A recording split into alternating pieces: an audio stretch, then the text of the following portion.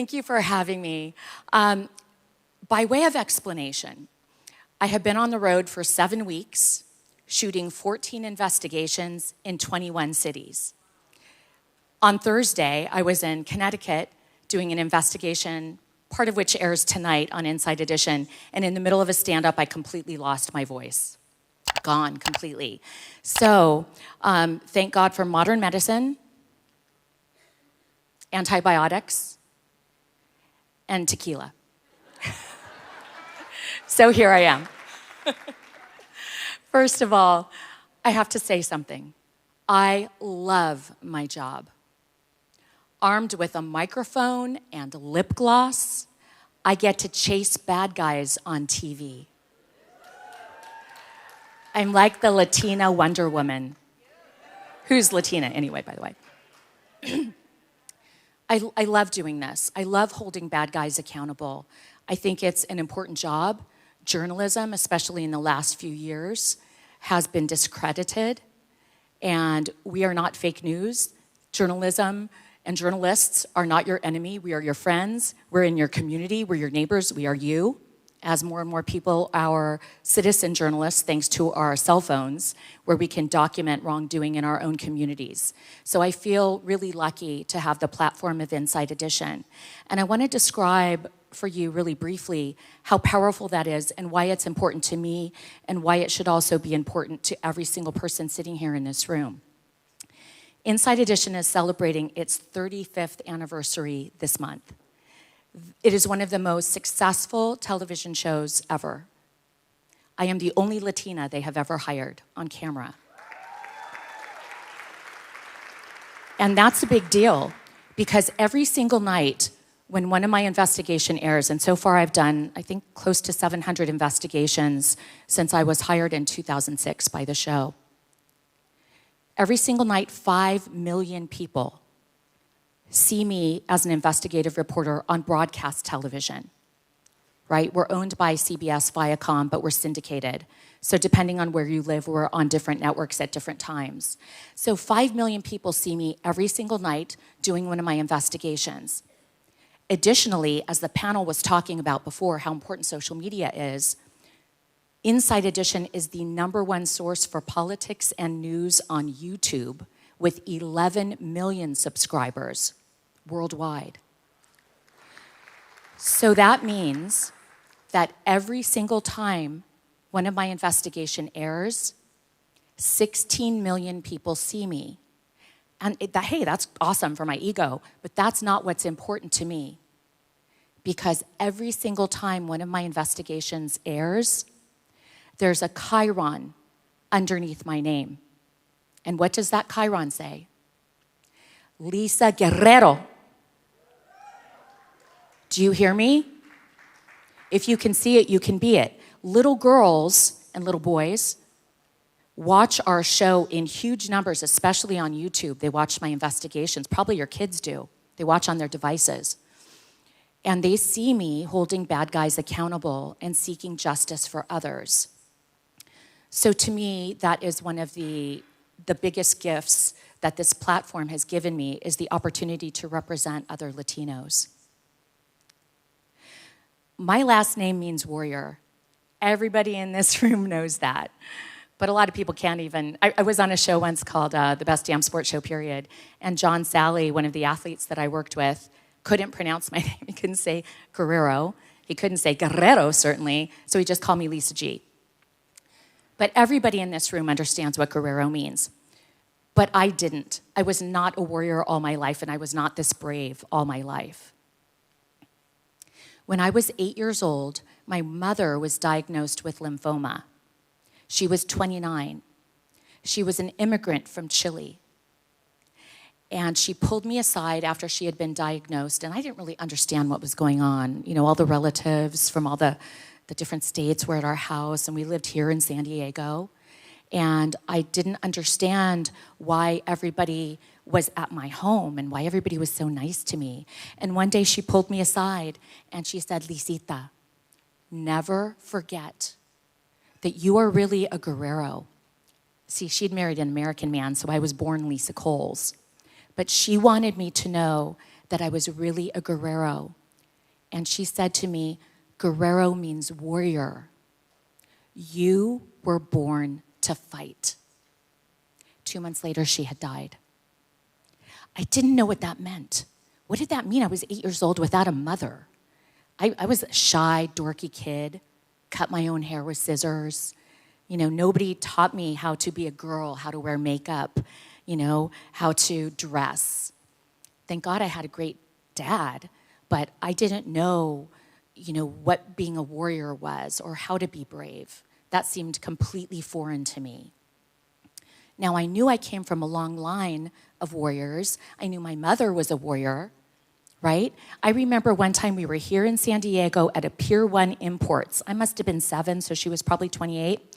And we were in line, and she was trying to return something at the cashier area. And there was this big blonde lady behind us. And my mother had an accent. She was born in Chile. She learned to speak English here in the United States. And this woman was very frustrated with my mother. And finally she said, go back to Mexico, to my mother. And I was looking at this woman and looking at my mother, and my mother whips around with her long brown hair, and she stood up tall, and she said, I'm from Chile. It's not even the same continent, you ignorant woman. The original Karen. Yeah. So I knew my mother was a warrior, but I wasn't a warrior, I'm a kid. My grandfather Guerrero, he was a warrior. Raul Guerrero was the reason my mother came to the United States because her father was a tailor in Chile. And he was sponsored by a Salvation Army officer who discovered what a great craftsman he was in Santiago and said, you know what, we can use your services in Chicago for the Salvation Army. We'll hire you to make Salvation Army uniforms. And so he moved my grandfather, sponsored him, at $75 a week to come to the United States and make Salvation Army uniforms. So he was able to bring my grandmother and my mother and her 4 siblings to Chicago. And how did they get their first home? A Salvation Army officer co-signed the loan for him to buy his first home in Chicago. Within 3 years, my grandfather quit working for the Salvation Army, opened his own company called the Chicago Uniform Company. And they made all the uniforms for Eastern Airlines, the Salvation Army Central Division, and the Chicago cops and firefighters. He went on to employ 120 Latinos in Chicago and co-signed their loans for them to buy their first homes. That's how it was done in my family. So my mother and my grandfather were definitely warriors. But getting back to little me, I still didn't understand that. Years later, before my grandfather died, he saw me on Inside Edition chasing bad guys, and he said to me, Flaquita fea. How do you do this? I don't understand, the skinny little ugly girl. Of course, it was meant with love. He called his wife gordita, so you know how that goes. But he couldn't understand how I was brave. He couldn't understand it. After my mom died, I was really lucky because I had a wonderful dad, Walter Coles, who raised me. He got his master's degree in social services from the University of Chicago. And after my mom died, it was just my dad, my little brother, and I here in San Diego. And my dad decided that he should put me in theater therapy to get over my shyness. And so through theater therapy, I learned to be brave on stage. I learned to use all my emotions to pretend to be brave. I would play characters that were brave characters. Also, at that time in the 70s, like most of you, how many people grew up in the 70s? It's okay, I'm 58, I can admit it. Yeah, children of the 70s. Guess what I did every single night and day? I watched a lot of TV. And because I didn't have a mother, I didn't have a sister, I didn't have aunts or grandmothers in the area, it was just my dad and my brother and I got all of my cues on how to be a woman from 1970s television, which meant Wonder Woman with the original Linda Carter, Charlie's Angels, the Bionic Woman, Police Woman, and Agent 99 from Get Smart. They had a few things in common. They were stacked, they were hot, but they were badasses, right? They fought justice. They fought for justice. And what was really interesting about that, of course, I'm a kid, and kids are impressionable, and I didn't realize that the entire entertainment community was full of white men who, of course, cast these gorgeous people as badasses. But to me, it was important because I didn't really know how to be a woman or what a woman looked like. So that really made a big impression on me. And again, I was shy in my room every night. I would practice. I would be a Charlie's Angel. So I was sure there was a bad guy somewhere in the room. So I'd break into the room. Freeze! Room's clear. Freeze! He's probably in the closet. Richard, my little brother, I'd make him come along because somebody would have to handcuff him once I captured them, of course. So I would practice being brave in my room. But at school, I was this really dorky, skinny, awkward kid. One day, after school, I was walking home from Phoebe Hearst Elementary, right down the street here in San Diego.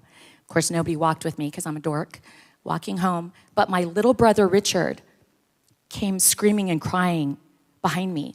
Lisa, Kenny Weinberger stole my Star Wars lunchbox. And let me tell you, that was a big deal. He had Star Wars pajamas, Star Wars posters, Star Wars sheets. He had seen the original Star Wars like 16 times the summer before. He loved everything Star Wars.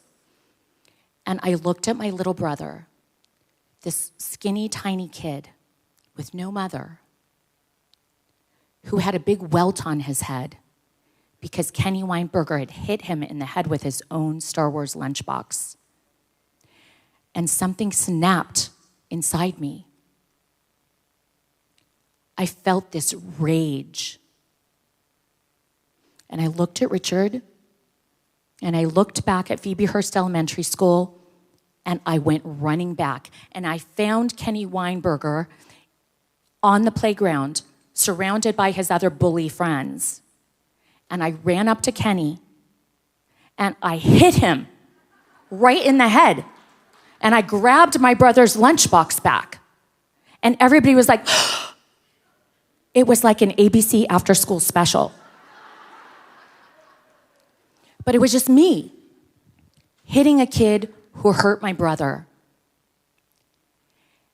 And yes, I got in trouble. A teacher saw, and I had to do detention for 2 weeks. And my dad said, violence can't solve everything, Lisa. And I thought to myself, nobody's ever going to bother Richard or I again. And they didn't. But what I learned from that was really crucial. I had spent months, really years, practicing bravery in my bedroom. And when I was called to action, I became brave, right? Bravery is like a muscle. You can develop it. You can become more brave over time. Years later, I was really fortunate because I grew from that kind of kooky-looking kid into having my mother's looks and my father's height. And when I was in high school, I was discovered as a model. And so I signed with the biggest modeling agency on the West Coast, and I traveled all over the world as a swimsuit model and fitness model. Later, a couple of years later, I tried out to be a Rams cheerleader. I couldn't make cheerleading in high school, but I made Rams cheerleading against 1,300 other young women. They had 7 new girls, and I was the only Latina. So I was really proud of that. Years after that, I thought, you know what? I'm gonna keep this role going. I think I'm gonna pretend that I'm brave. I'm gonna keep going. I wanna be an actor. And eventually, I became a very busy working actress. And I was cast as Francesca Vargas on Sunset Beach, which was Aaron Spelling's NBC daytime show. And that launched me into another stratosphere of being able to have opportunities in Batman Returns and Frasier and the George Lopez show. But I kept looking around me thinking, this isn't it. I'm a Guerrero, I'm a warrior. I'm supposed to be brave. This isn't it. I know there's something else out there for me. Because my dad raised me, he was a sports fan, I learned the language of sports when I was 8 years old. He would take me to Padres games. He would teach me how to score baseball up in the stands. He took me to Chargers games, and I wanted to be a quarterback. I loved Dan Fouts. My dad didn't tell me, you're a girl, you can't be a quarterback. He said, get outside and practice.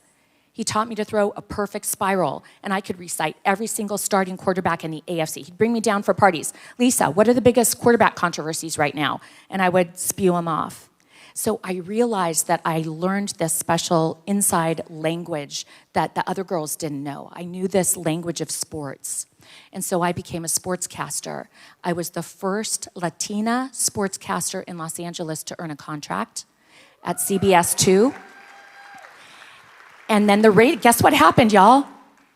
The ratings went up. Because guess what? People liked hearing a female perspective.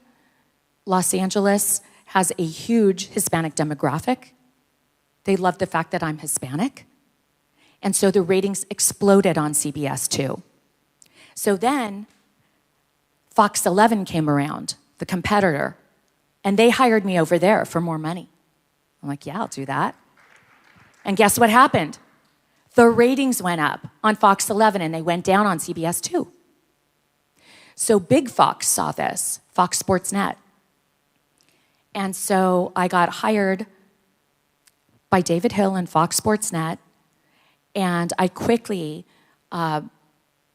became extremely busy doing Tough Man, Sports Geniuses, the best damn sports show, period. I was the first woman on that show and still the only Latina on that show until finally I was hired by ABC Monday Night Football as the sideline reporter in 2003. And that was a mixed blessing, let me tell you. It was amazing to see the name underneath my image, but also I was exposed to a lot of misogyny, a lot of racism, and a verbally abusive executive producer. So my tenure on Monday Night Football only lasted one season, 1 year. And after that, I came to a real crisis of what am I supposed to be doing? I don't understand. I've spent my entire life trying to build this platform in the media, and I'm a sports fan, and here I am on the biggest show in sports, Monday Night Football, and I get fired after one season. I am an abject failure, and I have brought shame on my mother's name. It got to the point where I was going to kill myself. And I thought about it, and I almost did it. But I called my dad instead, and we talked about it. And he said, sports is a niche. Sports is fun, it's important, you're good at it, but maybe you were meant and destined for other things, bigger things. Maybe your voice should be used for news, not just sports. Maybe there's something else as a storyteller you should be doing. And I had never really thought about that. Inside Edition did a story about me, and that ended up becoming an offer for a 2-year deal in 2006, and I've been with the show ever since.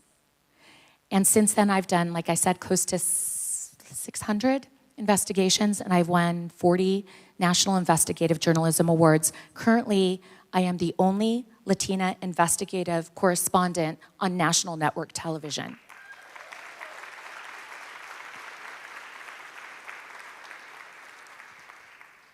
And the fact that people see Guerrero under my name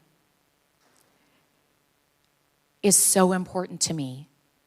I feel like I salvaged my mother's name back. But there are some things I learned that I wanted to share with you really briefly. People now see me chasing bad guys. I've been hit by cars. I've had guns pulled on me on camera, guns, knives. I get death threats, rape threats on camera and online by trolls that don't like me exposing their wrongdoing. And so people always ask me, how are you so brave? How do you do this? How do you find the courage to do this? And especially kids, now that my stories are on YouTube and they watch me on their devices, they reach out to me and they say, I'm being bullied at school. My parents are getting divorced and my dad screams at my mother, I want to stand up for her, but I'm not brave. How can I be brave? So I started reading the comments under my stories on YouTube, and I was gutted. And I realized that there is a space here to talk to people about being brave, not being born brave, because I wasn't born brave, but about learning how to be brave. My bravery does not come from courage or audacity. It comes from empathy. Empathy. There's 4 steps that I use to being brave, and I think you guys can use these steps too, both in your personal and your professional careers. The first thing I do before I do any investigation is I do research. I read reams and reams of background. I look at links. I read legal files. I read local news links to these stories. This is not glamorous. Before I ever pick up a microphone and before I'm on camera, I do a ton of research. I know that subject back and forth. So research, number 1. Number 2, when I sit down in the room with my victim, I listen. I don't prepare myself with 20 questions or 100 questions. The first thing I do as a journalist is not to talk, it's to listen. What happened? How did you get devastated by this? Somebody either lost their daughter or their life savings or their home. You cannot imagine the devastation that some of these people have felt before they're brave enough to get into that room and sit down in front of me to have me interview them. So I do them. I give them the respect of listening to them first before I launch in with whatever I'm going to say. Number 1, research. Number 2, listen. And here's number 3. Once you listen, you become empathetic. If you are a human being and you are truly listening, if you've done your research and you know the devastation of this subject, you've talked to somebody who's been a survivor or a victim, you cannot help but be empathetic. Women are really good at this in journalism. Men are not as good at this as women are. I think women tend to be empathetic naturally. In journalism, they teach you to be unbiased. There's 2 sides to everything. Bullshit. There's not 2 sides to everything. Sometimes there's right and wrong. It's not our place in journalism, in my opinion, to say, okay, this is what happened. Here's this devastation. This person's just lost their daughter to a predator. Oh, and let's come over here. Mr. Predator, I'm so sorry. Can you tell me about your childhood? No, that's not how I operate. I think there is right and wrong, and I think that journalists have the obligation to uncover wrongdoing. And yes, I always try to talk to the other person, but they usually try to run away from me. It's really important in that number 3, empathizing, again, to put yourself in their shoes. And so finally, the 4th step is action. Action is really easy because once you've done the first 3 steps, you want to take action. You want to go fight the bad guy. You want to go slay a dragon for them, right? You do it because you're expected to do it, because your victim expects you to do it. That's how you become brave. In terms of business, with people that I've spoken to, this is a very similar concept, right? If you have somebody that wants to buy a home or wants to buy a product, they have a problem and you can help them solve the problem, but you can't help them solve the problem or give them what they need until you do research, until you listen to them, and until you empathize with them and put yourself in their situation, right? And then that's your call to action after that. Then you can go slay the dragons for them. The last thing I want to leave you with is this. I always implore everybody that I talk to do a really simple exercise that will make you more brave every single day. I guarantee it. This will make you more brave. You can lean into courage this way. You've heard Oprah Winfrey probably say, commit a random act of kindness every day. Have you heard that? Commit a random act of kindness. Put a thank you note, on a windshield of somebody, or be nice to somebody, say thank you. Commit a random act of kindness. Mine is a little different. I say commit a random act of bravery every day. What does that mean? That means every single day you're going to wake up and you won't know ahead of time. At some point that day, there will be a time when you will find an opportunity to lean into courage. And instead of saying, I don't want conflict, I don't want to confront anybody, you're going to say, somebody needs me. Somebody needs me to speak up for them. When I talk to kids, I usually say, be the first person to raise your hand in class. When the teacher asks a question, be the first person to raise your hand. That takes guts. That's hard to do. Be the first person to sit next to the kid at lunch that nobody else wants to sit next to. That's embarrassing. That takes courage to do that. But over time, when kids do stuff like that, they lean into courage and they become much more brave. We can do that too. If we're the first person to, let's say, for example, to pitch a sales idea in a meeting. Even if it's a small thing, be the first person to invite somebody to lunch that's new within your company. For women, try on the red lipstick. Small things that get you out of your comfort zone. If you do one small act of courage every single day, over time, there will be a moment when you will be asked to act on somebody else's behalf. And your go-to position will be bravery. Because you've taught yourself that. Because we weren't born brave, but we can make ourselves brave. And it's hard, and it takes time, and it takes effort, and it's embarrassing, and you're gonna have challenges, and sometimes you're humiliated in work or life. But if you keep plugging forward and you keep saying, every single day I'm gonna do one thing to be more brave, you will become more brave, I guarantee it. On your tables, there are some postcards. You guys, I wrote a book. It's called Warrior, My Path to Being Brave. And it is about what I'm talking to you about right now. It's about my life and challenges in sportscasting and in media.